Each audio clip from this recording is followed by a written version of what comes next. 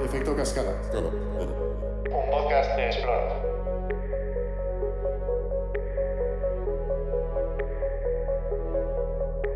Dear Explorers, welcome once again to Efecto Cascada, a podcast from Sploro where we dive into the forefront of innovation, share insights from entrepreneurs, and uncover cascade funding opportunities.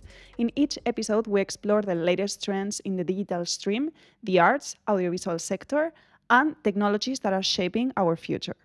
Broadcasting from Pamplona, Spain, we strive to reach a global audience starting from European Union projects. So I'm Paula Ostiz, Communications Manager at Sploro, and it's a great pleasure to be your host for today's episode. So today we're diving into the world of innovation and management with two incredible guests. Alberto Sierra, CEO from Kronis, and Miguel García, CEO of Sploro. Together, they are revolutionizing how startups, researchers, and companies navigate European projects. In this episode, we'll unpack Kronis, a platform designed to simplify reporting, planning, and analytics for European initiatives. With clients already in 9 countries and growing, Kronis is proving to be a game changer for organizations looking to save time and resources, while tackling the complexities of project management. So we'll explore in this episode all about it, the inspiration, the story behind Kronis, as well as the ultimate vision that they have for the future. So stay tuned to discover how this dynamic duo is streamlining processes, breaking down barriers, and empowering entrepreneurs to just focus on what truly matters, innovating. Let's get started. All right, so welcome, Miguel and Alberto. How are you? Very good, thank you. Thank you very much for being with us today once again. So even though the audience already knows you, we have new subscribers to the channel and the podcast. So I don't know if you wouldn't mind introducing yourselves once again. Yep. So my name is Alberto Sierra. I'm the CEO and co-founder at Kronis. And together with me is Miguel, my co-founder. Yes, I'm the CEO at Sploro and also co-founder with Alberto. Okay, so Alberto, since you are the CEO of Kronis and today's topic is Kronis, would you mind in simple terms explaining what is Kronis? Yeah. So Kronis is a software platform that allows organizations in Europe to simplify the entire process of financial management of the European projects, basically. And from your perspective, how the idea come about? What inspired the creation of Kronis? So basically, after many years managing European projects, so we've been in the market since the 7th framework program indeed. So we know everything about justifying projects, and we know the nightmare of keeping track of time sheets, expense items, real-time cost and analytics of the projects, because one of the main pains that the organizations face nowadays is to know in real time when or how much are the costs that a project is spending in real time, actually. So the idea was to basically simplify the entire process and to make it digital, because actually nowadays all the organizations are usually managing the projects with Excel sheet or with let's say internal platforms or processes that they have. So basically, we came up with the idea that probably a unique platform that it is EU compliant with the regulation, and also that simplifies the entire process from the reporting part to the analytics. That will be a great idea, and that's why we created Kronis indeed. Right. How long has it been operating? So it's 2 years now, I think. Okay, it's Yeah. pretty Yes. young company. Yeah, we are a startup. And Miguel, from your perspective as a CEO of Sploro, what are the main challenges that organizations usually face when managing European projects? Yeah, there are several ones. As Alberto was pointed out, we've been helping many organizations for the past years in doing their reporting and justifications. One of the things that we have noticed is that many organizations are not fully aware of what compliance is in terms of European reporting. So we have faced the situations where organizations do not track or report their timesheets, where they do not have a clue on where to find the invoices that are related to projects. So very simple challenges, to be honest, but in general terms, Kronis helps to streamline those processes for them in a very seamless way. So it's very relevant for organizations that are in the EU project scene to have tools like this to help them. Right. And how can Kronis address these challenges? By automatizing the whole thing. So it's just with a few clicks they register online, and they have even a wizard once they log in for the first time in the platform, where they can see easily how they can create a project, upload their employees, calculate the personal expenses, uploading the timesheets, calculating everything real time. So it's very, very easy for them. So Alberto, for you, Kronis, you were saying in some pitches, because you've been participating, I've heard, in many contests with your startup, it's already established in 9 countries and growing, right? Yeah. So how has this internationalization of the company felt? Hard. Yeah. So actually, so as our platform is focused on the European market, we knew since the very beginning of the company that we wanted to go outside of our country, which is Spain. And basically, the first customers come from Greece and Belgium, which are one of the major countries in which we are actually operating. And since then, we have been, let's say, making very good commercial strategy, I would say, from my perspective. And we have been contacted with many and several organizations around Europe and many different countries to actually increase the portfolio of not only the customers, but also the countries that we are operating in. It's been a hard, let's say, task, I would say, but it's amazing. I mean, being present now in 9 European countries with a platform that is robust and scalable, it's one of the, let's say, major dreams that we had when we started the company, and now it's a reality. Right, but it's crazy. I mean, it's been 2 years since you began with Kronis, so Yeah. it's growing at such a fast pace. Hectic way. So far, and it was the first, let's say, experience with a software part of the company. We were used to work in service as a service provider, consultancy services. So building service company, software company is a totally different approach, because you need to invest a lot in product development first until you can actually go to the market. So for us, being used to charge for the time that we devoted into projects or supporting customers was totally swift or click in our minds. And it has worked so far. So we're very, very happy for that. Yeah, that's great. And what about the team?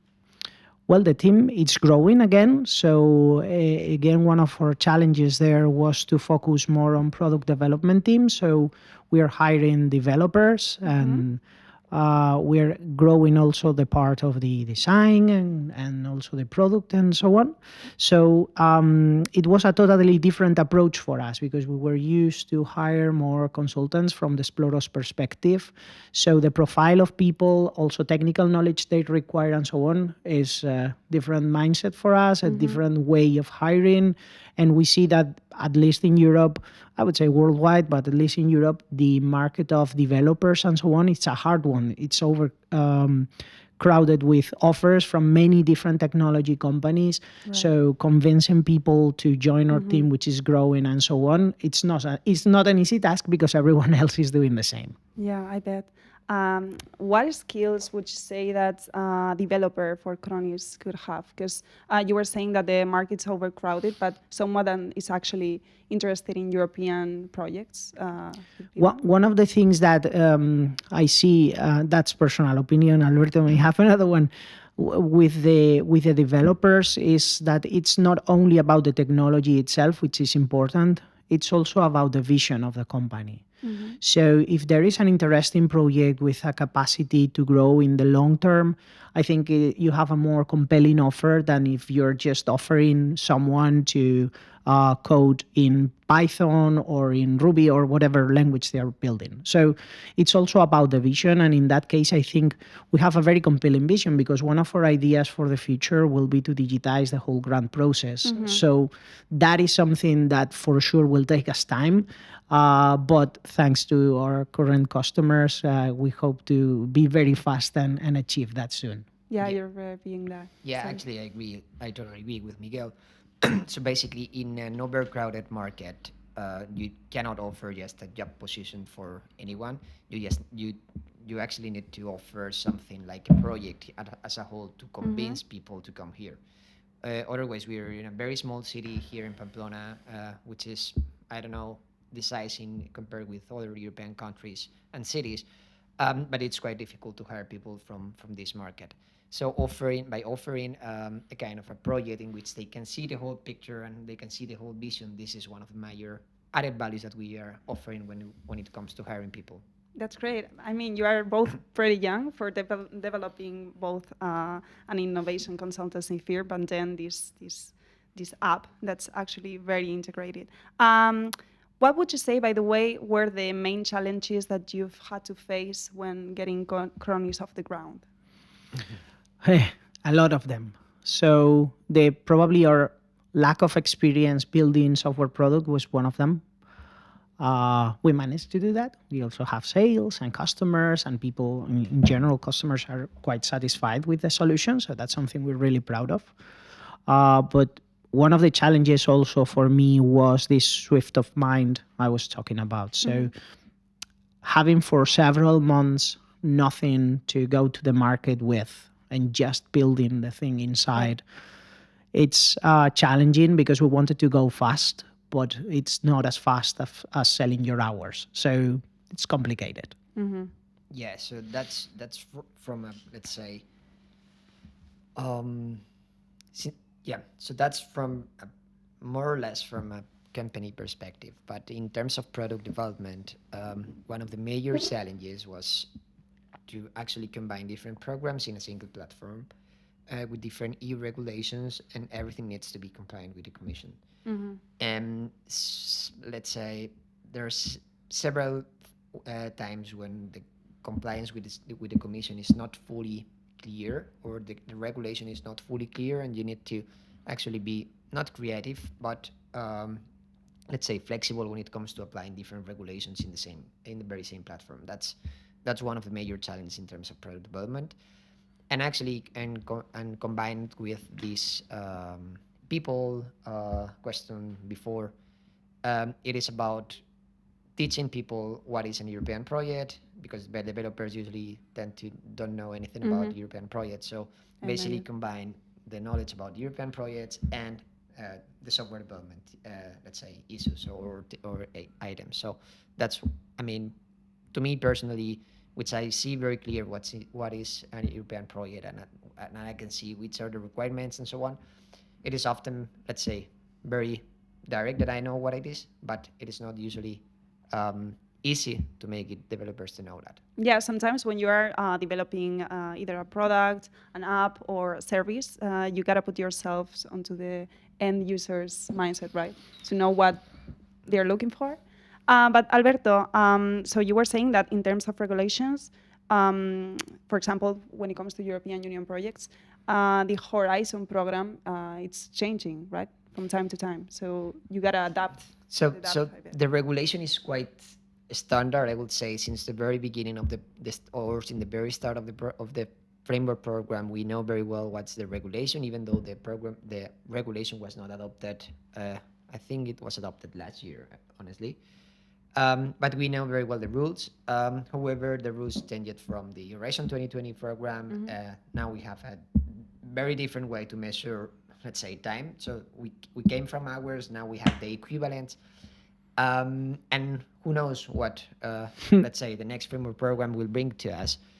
But yeah, so, and I think we are pretty good at, with that. So we have a flexible team that allows us to actually include more programs in the platform and change in a very, let's say, in a very fast way, the way in which we are managing the different programs and calculation methods and the regulation.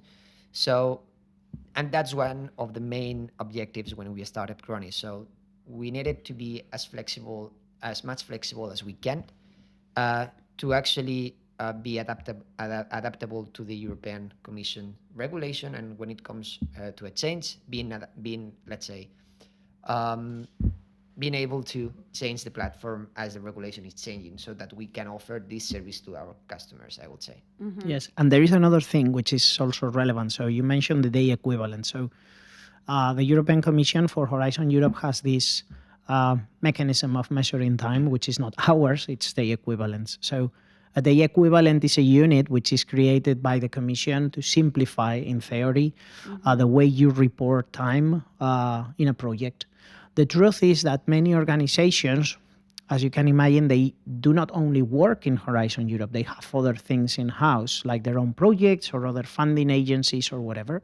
So they tend to report in days, in hours, and so on. So this translation to the equivalents, which is something done by the platform, has also a learning curve they need to create inside their company. So sometimes we see the struggle between we provide a software as a service solution where everything can be done online, but the customer actually does not understand what they have to do because the regulation provides them with new ways of measuring things that they don't really get to know at first hand. So sometimes there is this gap between the platform that we provide and the knowledge the user has. So we are very active in that part of trying to explain and communicate in a proper way how the platform works according to regulation, because the company might be doing things on reporting that might not adapt 100% to regulation, and they are forced to do that. And this is one of the challenges they face whenever they are reporting. So far in the market, there are many consultancies like ourselves as Sploro that help them to understand that process as well. But the idea is that thanks to digital tools, they can easily have access to this. So this swift of mind and this change is also a very good challenge that we have now with the users and customers. Well, I mean, you could also see it as a 50-50 thing, because you can always learn from the clients while they can learn how to use your tool. Yes, definitely. Have you ever thought that Kronis, or maybe Alberto, you have an ultimate vision about the platform?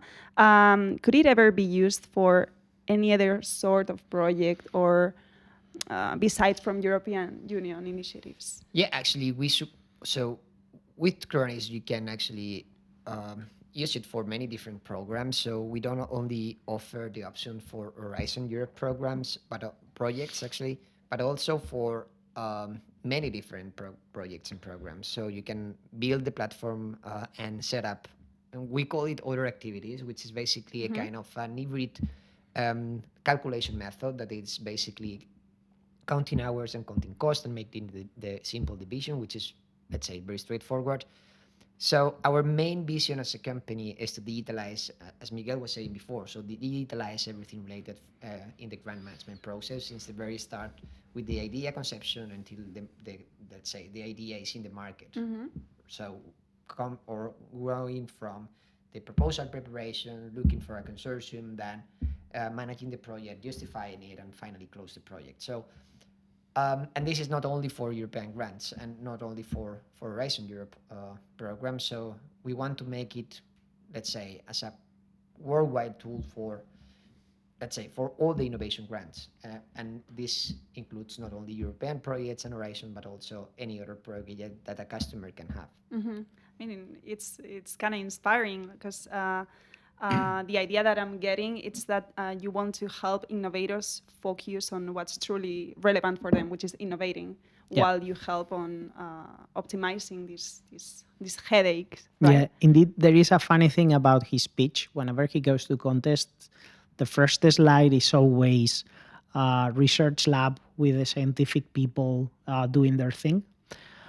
This is the typical image that we have in our minds of researchers being in the lab, working hard on whatever they are investigating. The truth is that the other picture that he adds is the actual situation, which are people in front of the Excel file, researchers mainly, trying to compile the paperwork and so on. So we want to radically change that. The European Commission is spending a lot of money in administrative burden. And while it makes sense because those are public funds and they need to be properly reported, we really think that there is a better way to justify and admin all the paperwork that requires the public funding. And this is why we have created Kronis, basically. By the way, have you ever been, because you were commenting that on your first slide, there's always these researchers or scientists working on their thing. Have you ever been on that part of the story? As a researcher, you mean? Yeah, I mean, never. Did it ever inspire as well? We have never been as a researcher, but as a Sploro, we also participate in European programs. we also have, well, with the main role of Cascade Funding.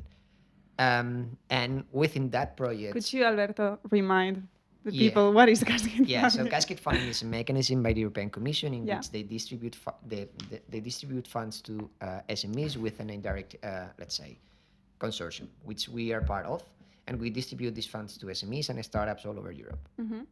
So, what I was saying?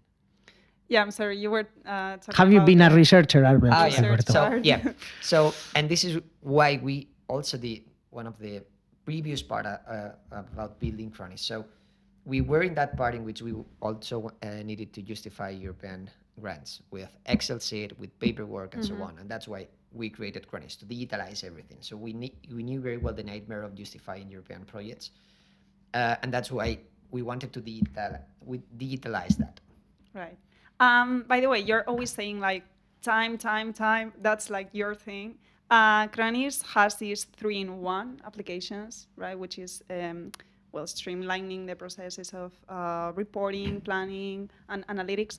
What would you say for you? It's the main feature that is covering. It depends on your role. So if you Okay. are an organization manager, we call it, which is one of the people in the company that actually manage their whole organization. So for them, it is very crucial to know the personal cost and the status of all the timesheets, and also be aware about the expenditures of the project. So there are many things that are useful actually, and also to make the planification of all the resources in advance, so they can know how much time all the researchers must or should involve or should report in European grants. Then if you are a project manager, Kronis is very useful to know in real time how many money they are spending in the project, and know in real time which actions they need to do. So if they are overspending or underspending in not only money but also time, in certain work packages, they can know why is this happening and make corrective actions. And then for normal users, which are researchers itself that are not managing any project but are participating in European or in the managing of the project from the, let's say, very research perspective, for them it's very straightforward. If you are a researcher, you can actually manage your timesheets and cost in a very simple way by actually reporting time and cost. Very, very straightforward. So you just open your timesheet of a month, you report all the hours. You don't need to print it. You can actually send the timesheet in the platform, and send it to your manager for validation. So it's very simple, and that's why, or that's one of the main ideas that we wanted with Kronis, to not only make it digital but also simple. I mean, honestly, I used to use Excel when I was back in university, and it was total pain, total nightmare. So this is very attractive to me as well. So I imagine that the dashboard it's pretty and it has it all.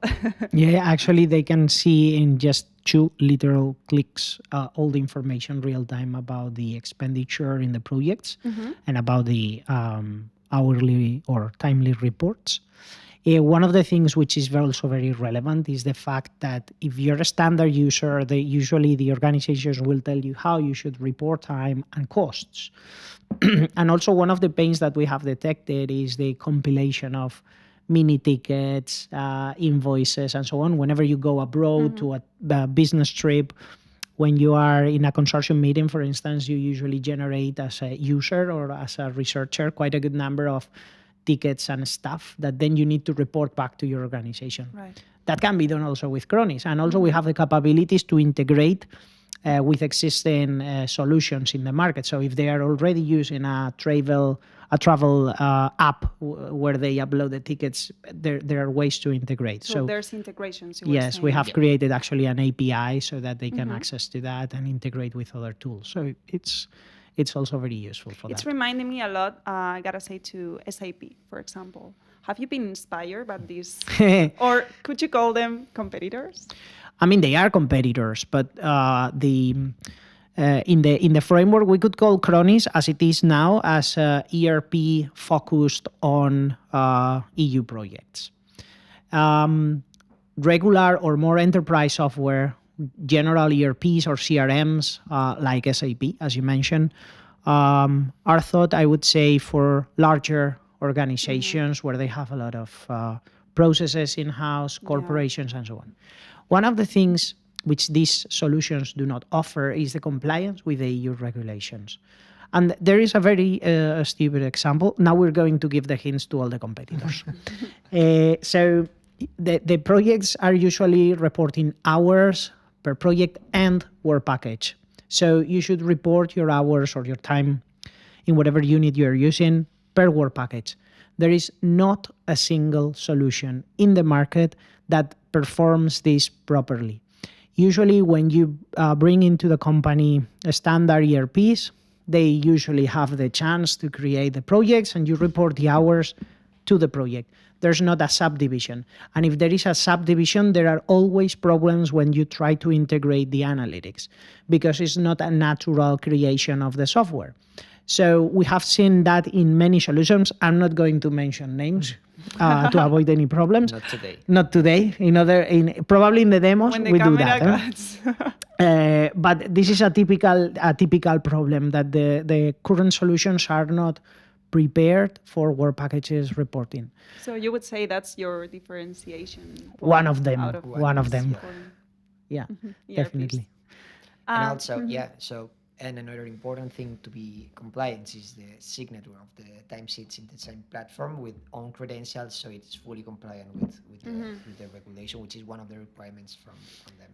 I haven't ever used SAP, and I don't know actually if they do have this signature process or not, but we do. Yeah. That was actually my next question, because I was wondering, you were saying there's the whole, when you're creating a consortium for a European initiative, do you have to somehow export this data and upload it, for example, onto the European Funding and Tenders portal? How does this work? So it is not when you create the consortium. It's actually in let's say in an after step.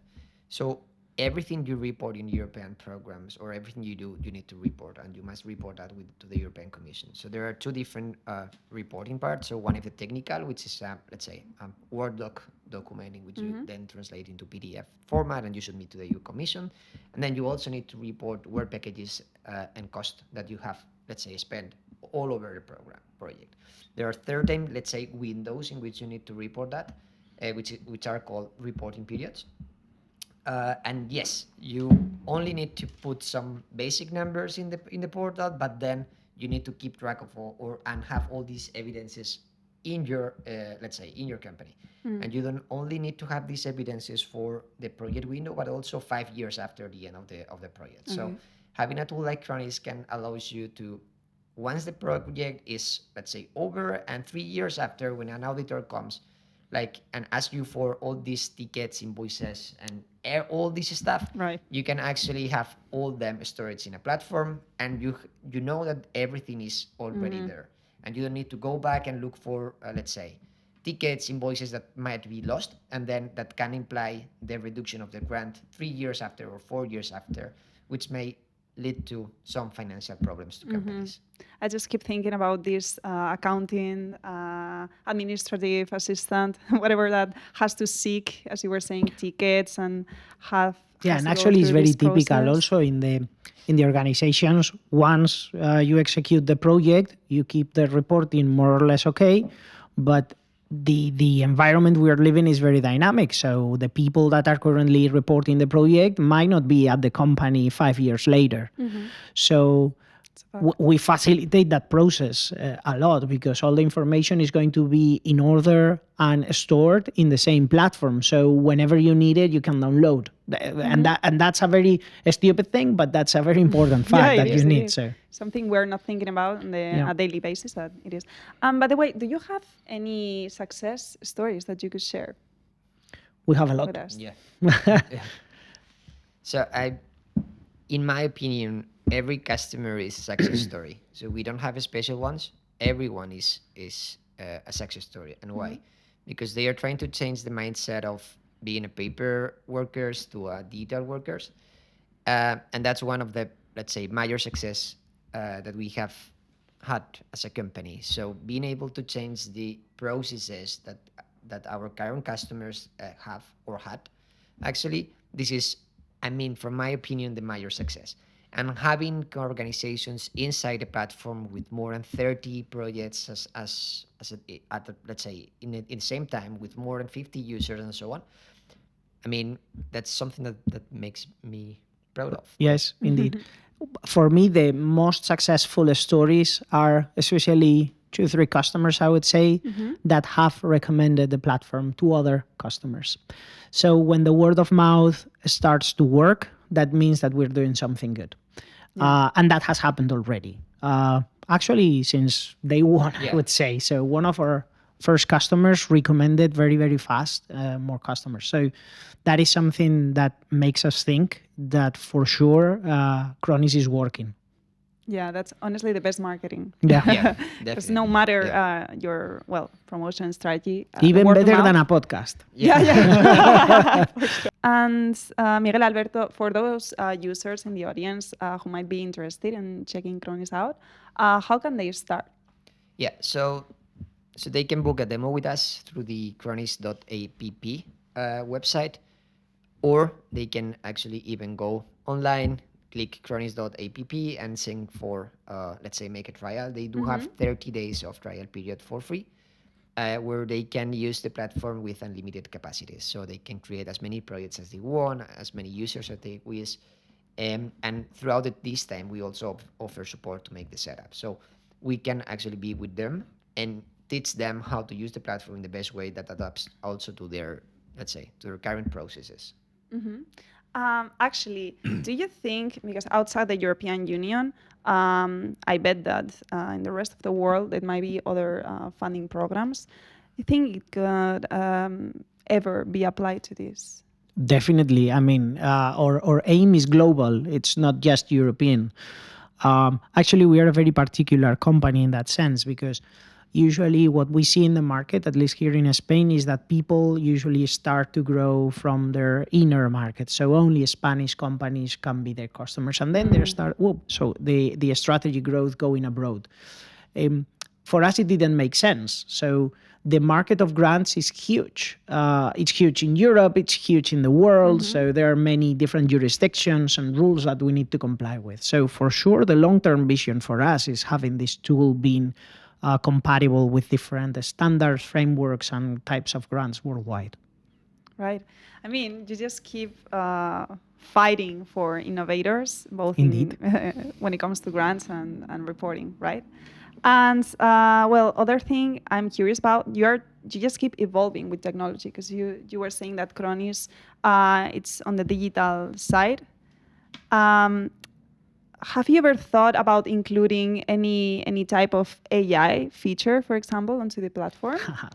Yes. Indeed, this is one of the hot topics every day in the company. With the planner tool, we have included a kind of, let's say, in-house developed AI in which you can actually distribute all your resources in a very simpler and efficient way. But yes, so integrating new technologies, and that's why we recently hired a CDO, and he is in the company. It is because of this being adapted to new technologies and integrate new technologies in Kronis, which is, from our very humble opinion, one of the key drivers that will put forward Kronis in the market, and also to make a scalable solution that will allow us to basically have more customers and being more scalable when it comes to market growth and so on. Right. And just to finish with this part, why Kronis? Where did this name come from? That's for Miguel. There is this story in mythology, in the Greek mythology, which is Kronos, which represents the time and how time eats their own children. And I remember when I was at school, there is this picture from El Greco, which is the god mythology eating a man, meaning that the time eats its own children, because Kronos, which is the king of time, will see everything happen. No? So with the idea of twisting this plot of Kronos, we came up with Kronis, which is very similar, because the first functionality that we created was the timesheet keeping. So as timesheet keepers, there has some relation with this Kronos thing. And there was a funny fact about that, which was we started to check on the searches on Google that if you look for Kronis, now we are the first result, but it seems, and I don't know which country it was, Indonesia or Malaysia. I don't know. Which Kronis, it's a term related to chronic diseases. No way. Yes. So we were embedding a lot of traffic coming from Asia, and we were like, what is going on here? What's going on? And There's no it, medical treatment. yeah, and it was funny at the very beginning. Now we are better positioned in Google. So yeah. Yeah, another funny story is that we are now creating words with the key and the R. So whenever it is, let's say, a blank in the platform, it's a crops instead of ops. And this morning we were together in the daily meeting, and I was like, let's say, I have now a crowdcast instead of a podcast. Oh, So we are trying that's to keep nice. this. Yeah, your identity Yeah. is built there. Right, guys, so we've reached the last section of the episode. And as you already know, there's this little game going on. So first of all, you're going to have to answer a question from the previous guest, and then you'll be the one raising a question for the next one. Okay. Okay? Yeah. I don't know if I will make the question. no, but first you got to answer it. Who's going to answer? Both of you? Him. Okay. What's It the was for question? him. What's the question? By the way, I gotta say, great merch. Yeah. Is it available in Kronis? This is a must. This is the following business we're going to set up is an e-commerce selling the hoodies from Yeah, because from people Kronis. seem to be jealous. Yes, They want to yes. purchase these. They as are. well. Absolutely. Anyways, the question. So Anna Campbell, okay, she's the CEO of Wonderland Immersive Museum. She asks, what do you think about AI art? Oh, that's a very nice question. I've never thought about that, to be honest. But I think AI is the current revolution. It will change totally the way we approach our lives. So I suspect that in art, it will be a little bit of the same. So currently speaking, most of the people get to know AI because of ChatGPT. So creative models are there and they are functioning well. So I think that for art, there is a very direct application. Now, if you see all the tools that you have to generate images or videos or news stories and so on, I think it's the perfect companion to fasten, I would say, the creative process. So that is very related to art. So definitely it will be a booster for AI, for Yeah. art. What about you, Alberto? What do you think? Yeah, I totally agree with Miguel. So at the very end, AI is a technology that might be or that can be applied to many different sectors, including art. And they should be also, let's say, or they should go at the very same time as other sectors. So definitely they should use it. But I mean, there's a lot of discussion when it comes to creatives because, as you may know, for example, graphic designers or even musicians or songwriters are having this gap here because technology is evolving. But I agree with you guys. Like they gotta just take the tool and just adapt themselves to it. When there's a technological change, there's always the fear of I'm going to lose my job. I mean, that's the history of humanity. You're not going to lose your job. Your job is going to be different. Probably your job as such will no longer exist. I mean, centuries ago, people didn't have cars. They have horses. So people driving those carriages have lost their job. And there's no one now, right? But there you have drivers. So I think something very similar will happen with AI. So probably especially in the creative industries, your job will not be the same, but you will be supported by an AI. Yeah. So that's And this is that's actually happening right now with, let's say, many different platforms integrating AI and making your, let's say, your day-to-day work easier and faster. Yeah, for sure. I don't want to spoil, but there's this episode already uploaded in Efecto Cascada. So we were discussing in Slash Helsinki, which was a great experience, let me tell you, with, for example, Anna Campbell. She is an art curator, and she was saying that her goal was to grab many, drawings, paintings that people are not able to go to, for example, a museum in Paris to go see La Mona Lisa. Yeah. And they can see it from their actual house. Technology is just It's an enabler. to make life easier. Yeah. Yeah, indeed. But anyways, what's your question for the next guest? Yeah. So if it is a European project manager, I will ask him or her what isn't the equivalent. Let's hope that the next guest knows what's that.